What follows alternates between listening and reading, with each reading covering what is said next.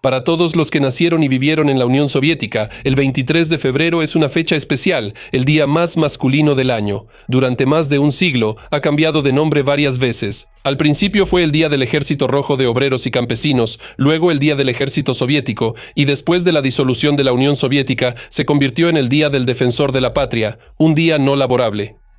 De esta forma, hoy en día se celebra en Rusia, Bielorrusia, Kirguistán, Tayikistán, Abjasia y Transnistria. Hasta 2014, el 23 de febrero también era una fiesta oficial en Ucrania, pero después de la anexión de Crimea y la agresión rusa en Donbass, quedó en el pasado. Hoy los ucranianos honran a sus defensores y defensoras el 14 de octubre, en la festividad de la protección de la Santísima Virgen, día de la creación de Lupa, el ejército insurgente ucraniano. Y es correcto, porque en Ucrania no se debe glorificar a los canallas que mataron y torturaron en masa a los ucranianos. Sin embargo, mi relato no trata de eso. Hoy hablaremos de cómo surgió esta festividad en el calendario soviético. ¿Por qué en la URSS el Día de las Fuerzas Armadas se celebraba precisamente el 23 de febrero? ¿Qué ocurrió de tan significativo en ese día? Así que relájense y vean el video hasta el final. Vamos a analizar quizás los mitos más descarados de la Unión Soviética. Les voy a contar lo que realmente sucedió en ese día, hace más de un siglo. Me llamo Semión, canal Megashow TV, comenzamos.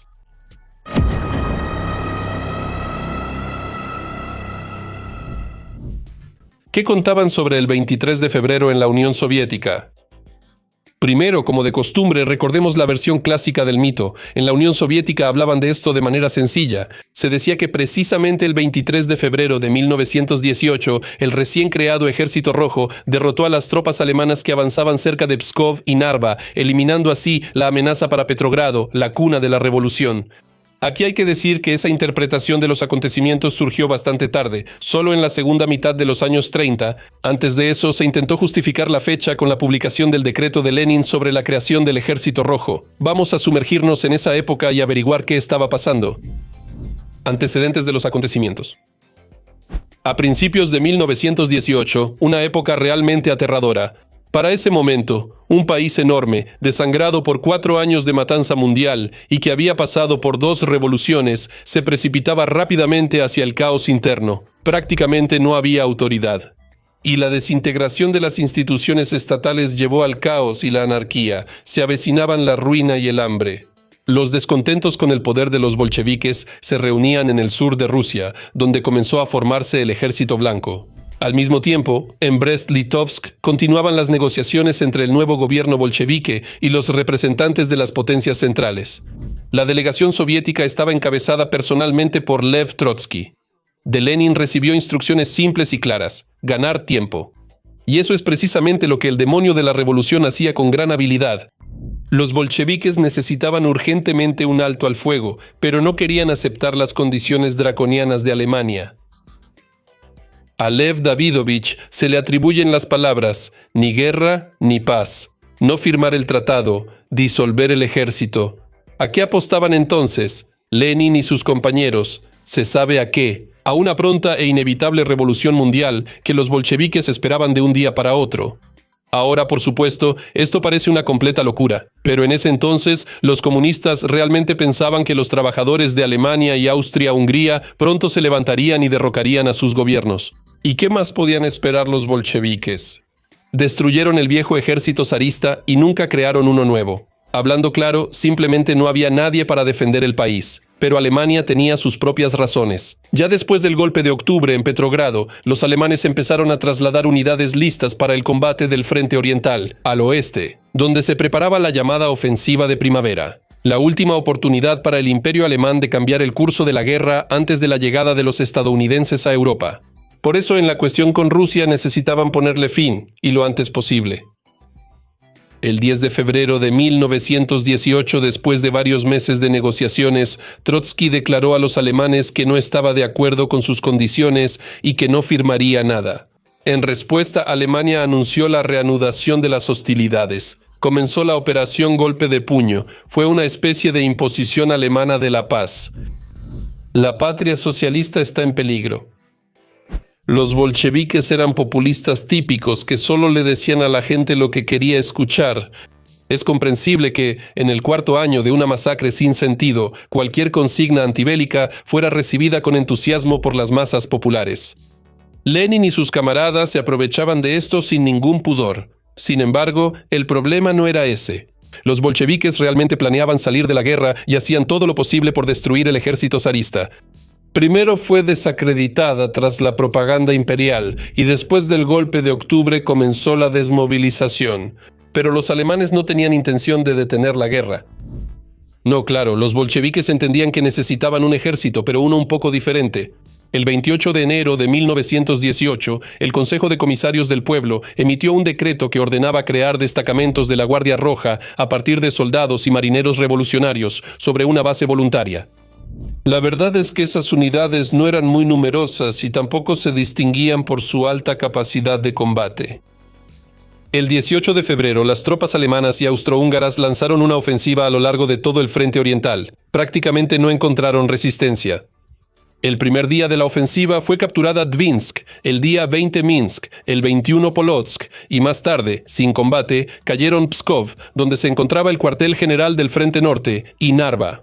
Entre las filas bolcheviques reinaba un verdadero pánico. Por lo general, huían mucho antes de la llegada de las tropas alemanas. Por lo general, bastaban solo los rumores sobre la aproximación de los alemanes para que los guardias rojos empezaran a huir. El ejército salió corriendo, dejando todo atrás. Así lo describía en esos días el comandante en jefe bolchevique Nikolai Krylenko. Los destacamentos combinados resultaron en gran parte incapaces de actuar. Había un alto porcentaje de deserción y desobediencia. Así, muchos años después, lo escribió en sus memorias Antonov Ovsiyenko. El coronel del ejército zarista Peklevanov, que comandaba el destacamento de la Guardia Roja cerca de Pskov, sin mucha vergüenza, llamaba a sus subordinados una chusma. Y esto es lo que escribió sobre la situación de aquellos días el principal líder bolchevique, Vladimir Lenin. Informes dolorosamente vergonzosos sobre la negativa de los regimientos a mantener sus posiciones, sobre la negativa a defender incluso la línea de Narva, sobre el incumplimiento de la orden de destruir todo y a todos, son un crimen. Ni hablemos ya de la huida, el caos, la ineptitud, la impotencia, el desorden. Esta es una cita de su artículo en Pravda del 25 de febrero. No parece precisamente un motivo para la principal fiesta militar del país, ¿verdad? Los alemanes usaron pequeños destacamentos de bombardeo para el avance, los subían a trenes y los enviaban hacia el este. Esta táctica resultó ser sumamente efectiva. El mismo Dvinsk, por ejemplo, fue ocupado por un destacamento alemán de entre 60 y 100 hombres. En Reshitsa, las fuerzas alemanas eran tan pocas que no pudieron tomar el telégrafo, que siguió funcionando durante todo un día más. A la estación de tren de Liutzin llegaron solo 42 alemanes en 2 vagones. Estaban muy cansados, pero al no encontrar ninguna resistencia, lo primero que hicieron fue ir a la cafetería, donde comieron abundantemente. Y en Narva los soldados alemanes entraron en bicicleta. El general alemán Hoffmann describió esos acontecimientos de la siguiente manera: nunca antes había visto una guerra tan absurda. Prácticamente la libramos en trenes y automóviles. Subes a un puñado de soldados de infantería con ametralladoras y un cañón en un tren y viajas hasta la siguiente estación. Tomas la estación, arrestas a los bolcheviques y sigues adelante. Los comandantes de la Guardia Roja no se comportaban mejor que los soldados rasos. Por ejemplo, para defender Narva enviaron un destacamento de marineros de Kronstadt encabezados por el comisario de Asuntos Navales Devenko. Y para que defender la ciudad fuera más divertido, los marineros se llevaron 3 barriles de alcohol. Devenko impuso el trabajo obligatorio para todos en la ciudad y sus subordinados se dedicaron a lo que acostumbraban, saqueos y el terror rojo. El propio comandante se encerró en el cuartel general y se entregó a una fuerte borrachera. Cuando los alemanes se acercaron a Narva, él huyó de allí tan rápido que solo pudieron alcanzarlo en Jamburg. A todos los intentos de devolver al comisario al frente, Devenko respondía que los marineros estaban cansados. Por esas travesuras, Devenko fue llevado a juicio militar, pero luego fue absuelto. Una paz vergonzosa. La huida de las tropas y el colapso del frente llevaron a la cúpula bolchevique a un estado de verdadero pánico. Ya el 19 de febrero Lenin telegrafió a Berlín, asegurando solemnemente su disposición a aceptar cualquier condición de armisticio.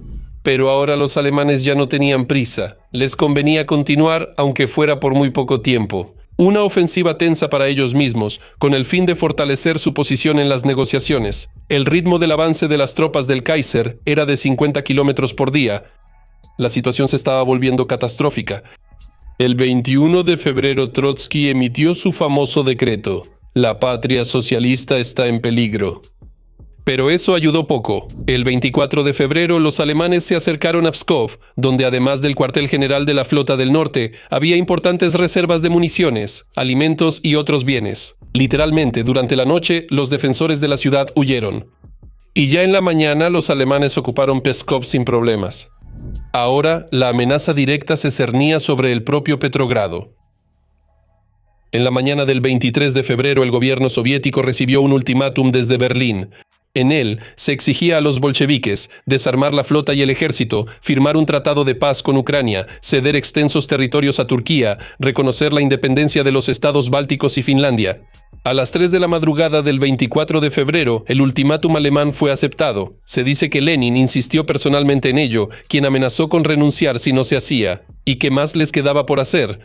Si los alemanes lo hubieran querido, realmente podrían haber tomado Petrogrado. El 26 de febrero se tomó la decisión de trasladar la capital a Moscú. Todo terminó con la firma de la vergonzosa paz de Brest, que el propio Lenin calificó de indecente. Eso es quedarse corto, porque según ese tratado, Rusia perdía enormes territorios en su parte europea. Al firmar la paz de Brest, los bolcheviques de hecho anunciaron la derrota de Rusia en la Primera Guerra Mundial. Y lo hicieron en el momento en que solo faltaban unos meses para la derrota total de Alemania. 4 años de guerra. Los colosales sacrificios que hizo Rusia, Lenin y su grupo, simplemente los tiraron por el inodoro. Aunque por otro lado, ¿de qué sorprenderse?